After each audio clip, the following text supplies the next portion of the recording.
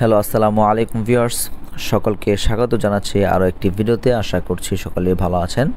So আমরা আজকের ক্লাসটিতে abbreviation নিয়ে আলোচনা করব, অর্থাৎ আমরা বিভিন্ন নামের বা বিভিন্ন পরিভাষার যে সংক্ষিপ্ত গঠন বা সংক্ষিপ্ত ফর্মটি দেখি, ঠিক আছে, সেটাকে আমরা মূলত অ্যাব্রিভিয়েশন বলি। এখন এগুলোকে শুধুই কি অ্যাব্রিভিয়েশন বলা হয়, নাকি এর পেছনে বা এর সাথে আরও কিছু প্রকার রয়েছে? যেমন এখানে অ্যাক্রোনিম রয়েছে এবং আরও অন্যান্য কিছু প্রকার রয়েছে, কিন্তু আমরা এগুলোকে ঢালাওভাবে অ্যাব্রিভিয়েশন বলে যাই অনেকেই, যেটা আসলে ভুল। সো এই কারণে আমরা এই অ্যাব্রিভিয়েশন কি এবং এর সাথে আরও যে প্রকারগুলো রয়েছে সেগুলো কেন কিভাবে আসে সেটার বিস্তারিত আমরা দেখব।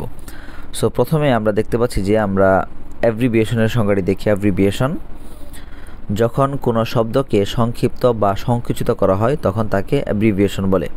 এখানে সাধারণভাবে বলা হচ্ছে যে যখন কোনো শব্দকে সাধারণভাবে সংক্ষিপ্ত বা সংকুচিত করা হয় তাকে অ্যাব্রিভিয়েশন বলে। এখন দেখুন উদাহরণটি যদি আমরা দেখি, এক্সাম্পল, ডক্টর, এই যে ডিআর, ঠিক আছে, ডিআরটা কোথা থেকে এসেছে? ডক্টর থেকে এসেছে। মানে যে কোনো শব্দ, ওই শব্দকে যদি আপনি নিয়ম বহির্ভূতভাবে একটু ছোট করে নিয়ে আসেন, সংক্ষিপ্ত করে নিয়ে আসেন, সেটাকে কিন্তু অ্যাব্রিভিয়েশন বলবে। যেমন ডক্টর থেকে ডিআর, ঠিক আছে। আবার জান থেকে, এই জানটা কোথা থেকে এসেছে? ফর জানুয়ারি। জানুয়ারি থেকে আমরা কি বলি? অনেকেই জান বলি বা জান লেখি। তারপর অ্যাপ্রক্স, এই অ্যাপ্রক্সটা আবার ব্যবহৃত হয় অ্যাপ্রক্সিমেটলি এর পরিবর্তে, ঠিক আছে, সংক্ষিপ্ত। তারপর ডেপ্ট, এটা ব্যবহৃত হয় ডিপার্টমেন্ট এর পরিবর্তে। তাহলে এখানে দেখতে পেলাম যে এই যে সংক্ষিপ্তকরণ করা হয়েছে এগুলো কিন্তু একটা শব্দ থেকে করা হয়েছে, বা এগুলো আসলে র্যান্ডমলি করা হয়েছে, নির্দিষ্ট কোনো নিয়ম রক্ষা করা হয়নি, ঠিক আছে। এটা হচ্ছে অ্যাব্রিভিয়েশন। এখন 2 নম্বর প্রকার হচ্ছে অ্যাক্রোনিম। অ্যাক্রোনিম কাকে বলে? সংজ্ঞাটিতে খেয়াল করুন। অ্যাক্রোনিমও এক প্রকারের অ্যাব্রিভিয়েশন, তবে অ্যাক্রোনিম তৈরি হয় বহু শাব্দিক পরিভাষা, নাম অথবা কোনো ফ্রেজের প্রতিটি শব্দের প্রথম লেটার দিয়ে, এবং এটিকে একক শব্দের মতো করে উচ্চারণ করা হয়। একটু খেয়াল করুন যে অ্যাক্রোনিমও এক প্রকারের অ্যাব্রিভিয়েশন, মানে অ্যাক্রোনিমও হচ্ছে সংকুচিত একটা ফর্ম গঠন, তবে অ্যাক্রোনিম তৈরি হয় বহুশাব্দিক পরিভাষা, নাম অথবা কোনো ফ্রেজের প্রতিটি শব্দের প্রথম লেটার দিয়ে। মানে বড় একটা ফ্রেজ রয়েছে, নাউন ফ্রেজ, বা একটা পরিভাষা রয়েছে, একটা নাম রয়েছে, ওই নামের যতগুলো শব্দ রয়েছে ওই শব্দগুলোর প্রতিটি শব্দের প্রথম অক্ষর দিয়ে বা প্রথম লেটার দিয়ে তৈরি হয়, এবং এটাকে কি করা হয়? একক শব্দ হিসেবে বা শব্দের মতো করে উচ্চারণ করা হয়। যদি আমরা উদাহরণ দেখি একটু বুঝতে পারবো। দেখুন এক্সাম্পল হচ্ছে নাসা। দেখুন এই নাসা শব্দটি এসেছে কিন্তু এই যে national aeronautics and space administration, এই পুরো টার্ম পরিভাষা বা এই নাম থেকে এই প্রতিটি শব্দ দেখুন, এই ন্যাশনাল থেকে এন, এয়ারনটিক্স থেকে এ, তারপর স্পেস থেকে এস, এবং অ্যাডমিনিস্ট্রেশন থেকে এ, এই সবগুলোর প্রথম লেটার দিয়ে তৈরি হয়েছে নাসা। যেহেতু প্রতিটি শব্দের প্রথম লেটার দিয়ে তৈরি হয়েছে এবং এটাকে একক শব্দের মতো উচ্চারণ করা হচ্ছে নাসা, ঠিক আছে, এই কারণে এটা অ্যাক্রোনিম। আরও একটি উদাহরণ যদি আমরা দেখি, LOL, এটা কিসের পরিবর্তে ব্যবহার হয়? লাফিং আউট লাউড। এখানেও দেখতে পাচ্ছেন যে প্রতিটি শব্দের প্রথম অক্ষর দিয়ে তৈরি করা হয়েছে এবং এটাকে একক শব্দের মতো উচ্চারণ করা হচ্ছে লোল। তারপর দ্বিতীয়টি হচ্ছে যে শিল্ড। দেখুন এই শিল্ডটিও তৈরি হয়েছে এই যে strategic homeland intervention enforcement and logistic division.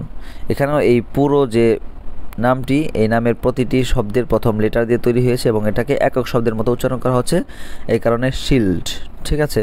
তাহলে দুটো আমাদের কি গেল? একটা হচ্ছে যে অ্যাব্রিভিয়েশন, যেটা যে কোনো শব্দকে র্যান্ডমলি নিয়ম ছাড়া সংক্ষিপ্ত করা বা সংকুচিত করে নিয়ে আসাকে অ্যাব্রিভিয়েশন বলে। আর অ্যাক্রোনিম বলা হয় যে কোনো পরিভাষা, নাম বা বড় কোনো নাউন ফ্রেজ, ওই নাউন ফ্রেজের প্রতিটি শব্দের প্রথম অক্ষর দিয়ে একটা শব্দ তৈরি করা হয়, যেটাকে একক শব্দের মতো উচ্চারণ করা হয়, সেটাকে অ্যাক্রোনিম বলে। 3 নম্বর প্রকার হচ্ছে আমাদের ইনিশিয়ালিজম। এখন ইনিশিয়ালিজম কি? দেখুন ইনিশিয়ালিজমও হচ্ছে আরেক প্রকারের অ্যাক্রোনিম, যা কোনো ফ্রেজের প্রতিটি শব্দের প্রথম লেটার দিয়ে তৈরি হয়। ঠিক আছে, দেখুন একই অ্যাক্রোনিমও কিন্তু প্রতিটি শব্দের প্রথম লেটার দিয়ে তৈরি হয়, ইনিশিয়ালিজমও প্রতিটি শব্দের প্রথম লেটার দিয়ে তৈরি হয়।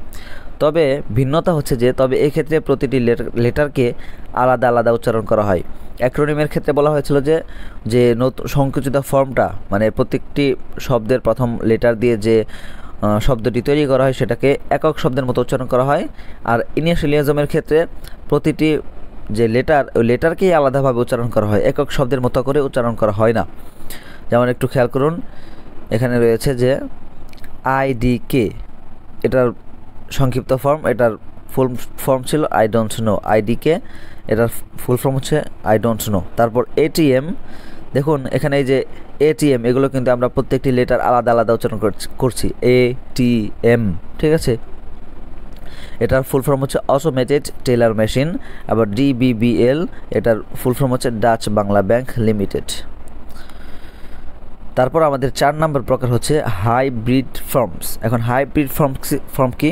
হাইব্রিড ফর্ম হচ্ছে যে কিছু সংকুচিত পরিভাষা রয়েছে যেগুলোর অর্ধেক অংশ অ্যাক্রোনিমের মতো উচ্চারণ করা হয় এবং অপর অংশ ইনিশিয়ালিজমের মতো উচ্চারণ করা হয়। অর্থাৎ কিছু হাইব্রিড ফর্মস মানে এমন কিছু গঠন রয়েছে, সংকুচিত গঠন রয়েছে, ফর্ম রয়েছে যেগুলোর অর্ধেক অংশ অ্যাক্রোনিমের মতো মানে একক শব্দের মতো উচ্চারণ করা হয়, আবার অর্ধেক অংশ ওই যে ইনিশিয়ালিজম মানে প্রত্যেকটি লেটারকে আলাদা আলাদা উচ্চারণ করা হয়, এটাকে বলা হয় হাইব্রিড ফর্মস।